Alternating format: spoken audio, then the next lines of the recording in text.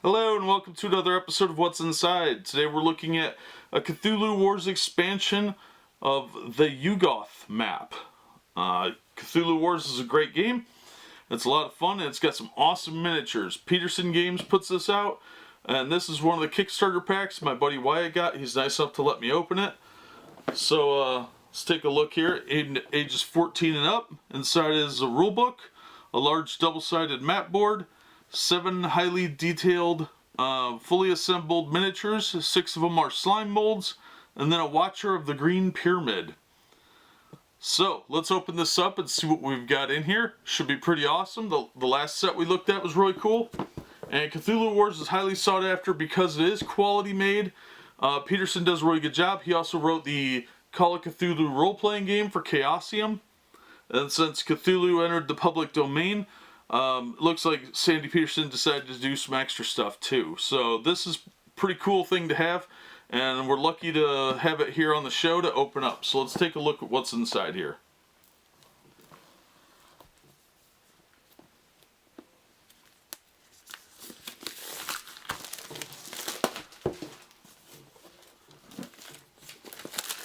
Now these box sets are supposed to retail around 40 bucks. I think you'll have a hard time finding them for that little. Especially these beautiful black editions that were part of the Kickstarter. This is the Omega edition. So let's see what we've got here. Here's our rule book. There's a picture on the back of one of the minis. As you can see, it's got a lot of detailing in it. Nice big print. It's only about 14 pages long. But it's just a rules addendum to give you kind of an idea of what to expect. There's the glyphs, what they are, that sort of thing. There's what's in the box, which is cheating. And there's a scary monster head. And yeah, so let's get this out of the way so we get to the fun stuff. Alright, we've got a card here for slime mold. That's pretty cool. Then we've got, some brain cylinders. These are cardstock brain cylinders. Ooh, these are thick. Wow, look how thick that is. That's like thickness of a quarter, probably a little thicker. So we got multicolored brain cylinders here. We've got like a light blue, green, orange, and red. That might be more of a white, but I'd call that a light blue. And it's double-sided, so. And then here we've got some more brain cylinders. We've got purple, blue, and yellow. There's 4 of each, so that's quite a few brain cylinders. And then we've got some other pyramid-shaped symbols here. There's 4 of those. One of them has a do not symbol with a monster on it, and on the back is identical stuff. So there's those. All right, here's the map. It's 2 pieces, 2 boards rather, that are 4 square each. This is the 3-player side. Up here in the corner we've got Spore Badlands with the little goat symbol.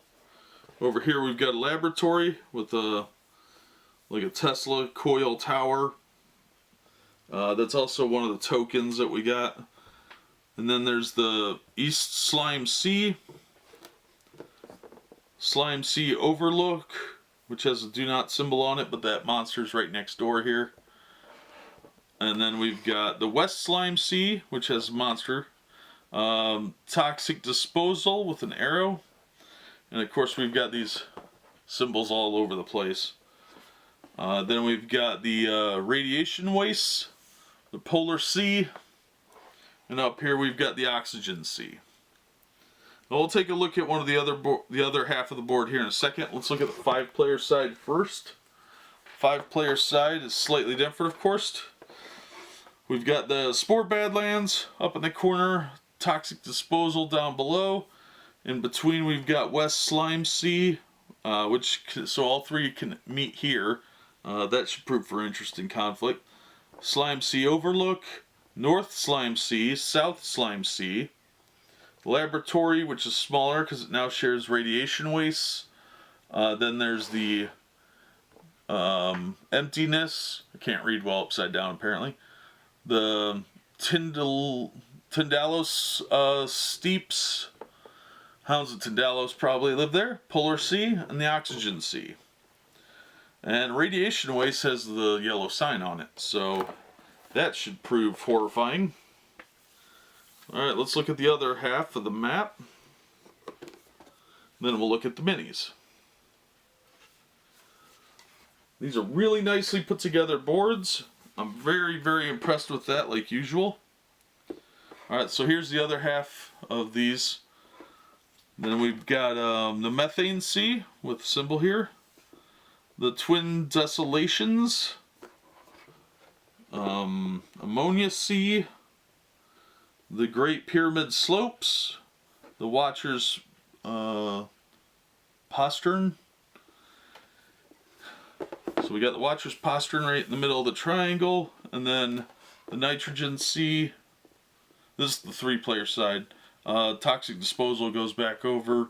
And then the Spore Badlands, same thing. So let's flip this over, and 1, 2, and 3, and 4 are over here. Let's flip this over and look at the 5-player side now. And you can see that the pyramid is now 3 spots. We've got the Pyramid Malachite Slope, which is number 3. Number 1 is the Watcher's Postern still. Number 2, though, is the Pyramid Emerald Slope with a +1 something down here. Then 4 is the Pyramid Painite Slope. Can't read that upside down, and I'm not going to shift it. It takes too long.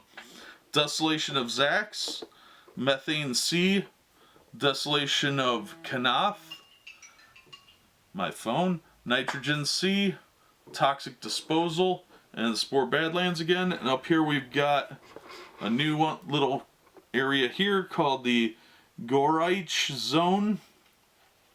So there's a lot to see here. A lot of little places for the 5-player. 5-player would be really kind of tough on here. So let's look at our monsters here. See what we've got. First up we've got, oh, that is a really cool looking mini.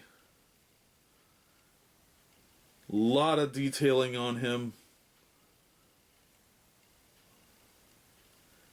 Very detailed. Very nicely done. Very creepy looking. Alright, let's look at some of these others here. All these others are the same.